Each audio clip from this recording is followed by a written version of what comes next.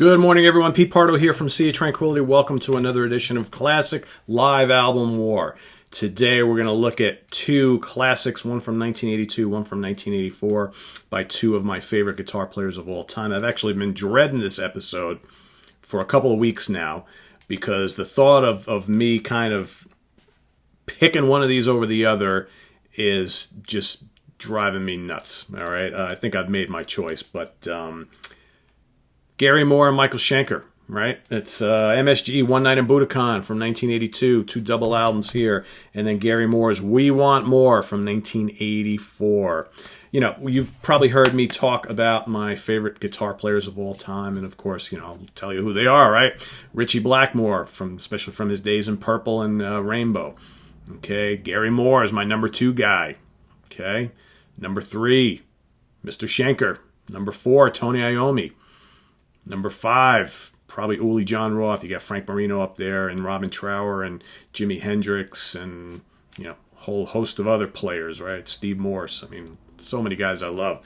But the cream of the crop, you know, Pat Travers, another one, you know. But I just love. I've been listening to these live albums since I was a kid, so kind of hard. It's like picking between two children, right? But anyway, let's talk about them. So here we got the Msg One Night and Budokan, basically the tunes that comprise this album. You know, the MSG band, the Michael Schenker Group, okay, fairly new at the time. You know, Schenker left UFO a couple of years before, released the first Michael Schenker Group album, and the second album just called MSG, all right? Off tour in Japan. Basically, they're off tour in Japan just as that album is coming out, or maybe it hadn't even come out yet, right? August 12th, 1981. Okay, the Nippon Budokan in Tokyo, Japan. Got a great set, again, comprising almost exclusively of songs from those two albums. In many cases, when Gary Barden, the vocalist, is introducing some of the newer tracks, kind of silence, right? Because they're not familiar with those tunes. Nowadays, any of these songs go over up a storm in concert, right? Because they're now MSG classics. Starting off with Armed and Ready from the first album. Great way to kick off any MSG concert. That moves into Cry for the Nations, one of their most majestic heavy rockers. I love Cry for the Nations. Then, of course, Attack of the Mad Axeman. Again, at the time, a brand new track. Gary announces it. People are like, okay, whatever, don't know this song. Nowadays, you know, Attack of the Mad Axeman, it's a cool tune, but it's got a blistering Schenker solo towards the end, right? Then you got But I Want More, another great heavy rocker from the then new album. Victim of Illusion. Great tune off the first album. And then Into the Arena ends disc 1. Into the Arena, the great instrumental. Band firing on all cylinders. Then we got disc 2, okay, which will probably kick off LP 2. On and On, another great tune from that second album. Never Trust a Stranger, another killer tune from that album. More melodic. Then you got Let Sleeping Dogs Lie. So a lot of that new album being featured here.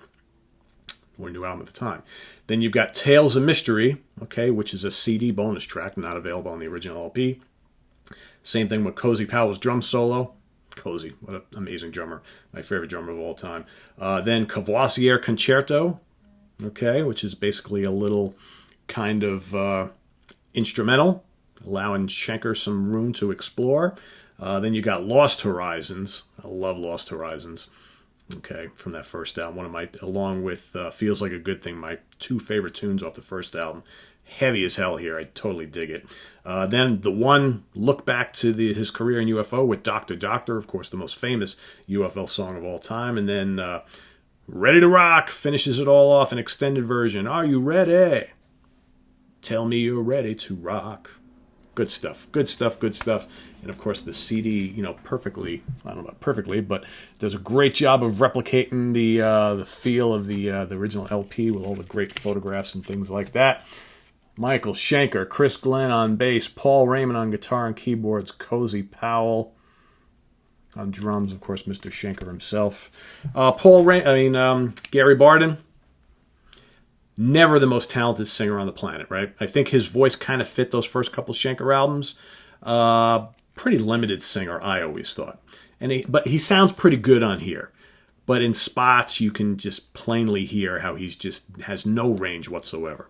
Had a good look, right? He was a pretty good front man. I mean, even you go see Schenker nowadays when, they're parading all the old singers up there. Gary still is a good front man. He just unfortunately doesn't have the voice. He never really did. But a great live album nonetheless. Schenker's playing is brilliant on here. The songs are all well represented. It's a killer live album. Okay. On the other end of the ring, weighing in at 161 pounds. These are middleweights. This is recorded from all over the place in 1984. So we've got the Harpo's Concert Theater in Detroit, Michigan. Also recordings from the Budokan in Japan, the Apollo in Glasgow. Okay, what else? Hammersmith Odeon. Okay, Ulster Hall in Belfast. So we've got all sorts of stuff here.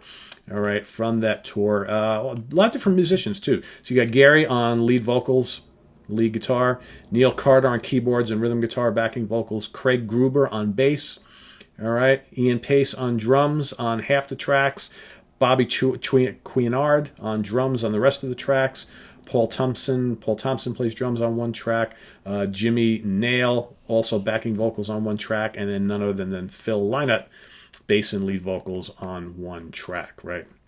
So some pretty killer stuff. Pretty killer lineup, okay? Sizzling Performances. Gary's got a couple of live albums from his rock era of his career. This was always my favorite, although you can't go wrong with any of them. Starts off with a blistering Murder in the Skies. So right about this time, of course, Victims of the Future had come out not long before, so the bulk of the material here is taken from the Corridors of Power and the Victims of the Future album, but you do have a couple other older tracks as well, because Gary had a couple solo albums before those. Murder in the Skies, like I said, kicks it off. Sensational, heavy, sizzling guitar work, man. The riffs are heavy, molten. The solos are just scorching. Then Shapes of Things, of course, his cover of the Yardbirds classic. In my opinion, this is the best version of Shapes of Things ever, okay? And with just an amazing guitar solos, I should say, from Gary. Love it. Then the metallic Victims of the Future, the title track to that wonderful album. Excellent on here. Cold Hearted, another great tune, a little moodier, a little slower paced, heavy riffs. Then the amazing End of the World from the Corridors album, with that great solo to start it all off with, okay? The heavy track, more soloing, just his heaviest tune ever, and just absolutely blistering on here.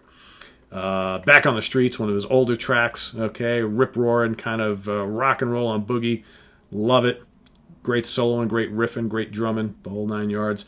Then you've got the tender guitar instrumental So Far Away, which leads into a awesome version of Empty Rooms, one of his slower ballads, but just a real emotional track with a great solo at the end that just sends chills up and down my spine. I love it. Then you've got Don't Take Me For a Loser, the great crisp rocker with lots of hooks from the Corridors album. Great on here. Then another early Gary Moore classic, Rockin' and Rollin'. All right. Just nonstop aggression in that one. Excellent. And then a nice little bonus at the end. You got Parisian Walkways with guest Phil Lynott on vocals and bass. Some of Gary's best guitar work ever. I hadn't listened to this in a little while. I try to listen to this at least once a year. So it's probably been a little more than that, actually. And I was playing this morning as I was kind of getting ready for my day and brought a tear to my eye, especially during Empty Rooms. It just goes to show you how much I still miss this guy and how his playing just grabs me. Just grabs me. Man, I tell you, and I love both of these guys. Both of these guitar players affect me differently, okay, but I love them both to death. I've been listening to both of these guys for so much of my life, and I miss this guy so much. He died so young. I mean, he was only a few years older than me, and every day I think about Gary. And every time I listen to his music, it wells some emotion within me. So, Michael, I hope you're listening. We want you around for a long time, dude. Don't go anywhere. All right? Please. So, again, like I said at the top of the show, if I had to choose between these two, it's a very tough choice because I love them both so much. All right? But when it comes down to it, one of these kind of hits me more on an emotional level, and that's this one. That's this one. Just Gary Moore, man.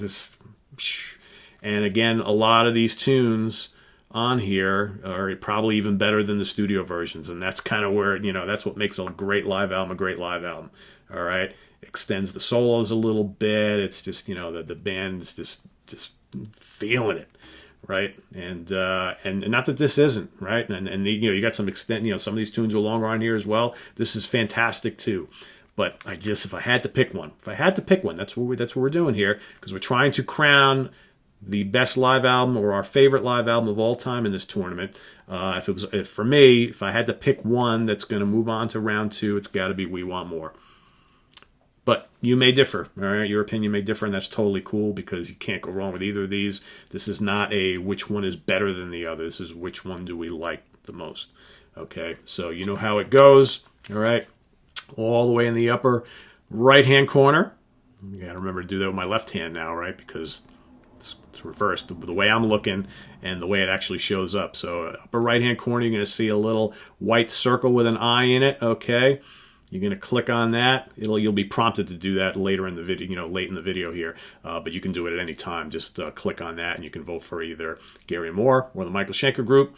Okay, and we'll see which one goes on to round 2. We've still got a couple of weeks left of the first round, and then we're going to take a look at all of our winners from the first round, and we're going to start new matchups again.